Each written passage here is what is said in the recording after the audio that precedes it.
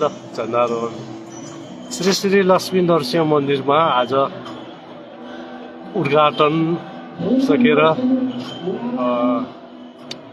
लक्ष्मी नरसिंह मन्दिर भगवानलाई क्षमा पूजा गरी गजुरमा झण्डारोहण गरेको अवस्था अहिले।